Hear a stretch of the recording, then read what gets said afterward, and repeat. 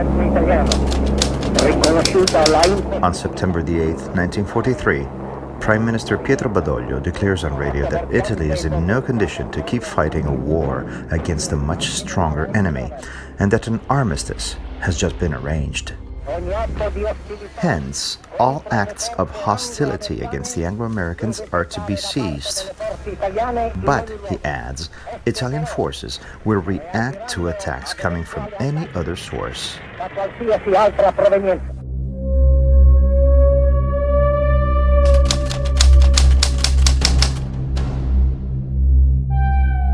In the morning of September 9th, a German battalion of 500 men in full armor sets foot on the island of La Maddalena in northern Sardinia. Maddalena is a strategically well-positioned Italian stronghold, hosting a navy base with submarines, 2 infantry battalions, and heavy artillery. After the armistice, former Allied Italians are now a potential threat to the 15,000 men and 250 tanks of the 90th Panzergrenadier and Armored Division moving from Sardinia to Corsica. In the previous night, General Basso, commander of Italian forces in Sardinia, had given consent to General Lungershausen and his men retreating from North Africa to leave the region safely. An authorization explained by Basso as logical consequence of our declaration of armistice.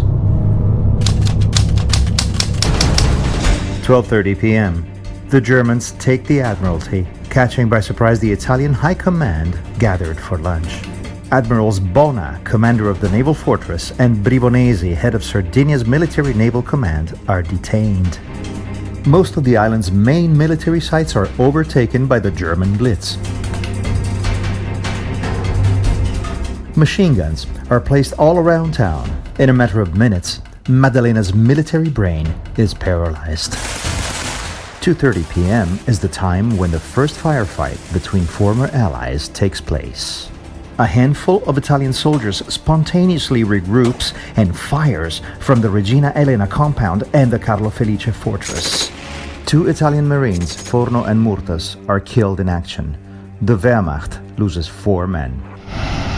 The Germans are worried. There are to be no obstacles on the way to Corsica. Admiral Bribonesi reassures them by sending order to his men not to take other aggressive actions. But his orders will be disregarded. September 10th. Tension rises at dawn. The Nido d'Aquila guns open fire on German barges shuttling between Palau and Maddalena. The submariners from the Eastern Faravelli barracks and personnel from the arsenal get ready to protect their compounds. September 11th, 2 p.m. Lungershausen demands that Bribonesi give him permission to place German batteries on the island against Allied air raids. The admiral takes time and swings the problem to his commanding officer. Meanwhile, Army Major Renato Barsotti successfully escapes from German detention and studies a plan with fellow officers to take back the island. September 12th. Upset by the negotiations, the Germans put the Italian admirals under arrest. In the meantime, after some scouting, Italian units are ready for action. September 13th, 8 a.m. The Germans seize an Italian barge and head for Palau. The Italian guns at Punta Tegge hit and sink the craft.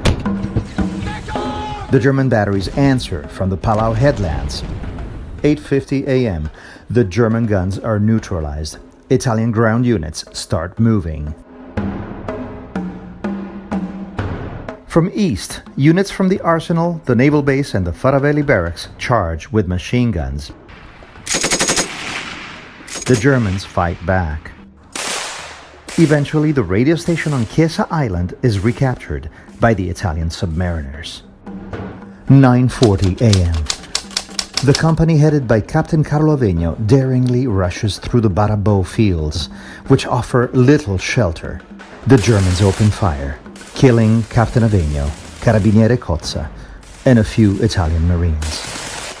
From north, the 391st Coastal Battalion moves from Venalonga towards the village. The first company clashes with the Germans by a cane field, where Corporal Murgia dies. The second group reaches Passino Road, wipes out a machine gun nest, and takes German prisoners. Worker Stefano Sirigu, the only civilian casualty, dies, caught in the line of fire. A column of sailors from Parco Padule attacks the German outpost in Via Garibaldi. An Italian marine is killed. The battle extends around the church, the streets, the old steps. From Abatoja, northwest of the island, after miles of strenuous marching, the gunners of the 603rd Company reach Crocetta Hill. The clash with the Germans on the hilltop is fierce. Gunner Sassi and others are mowed down by the machine guns. Eventually, the nest is flushed out, and 12 German soldiers are taken prisoners.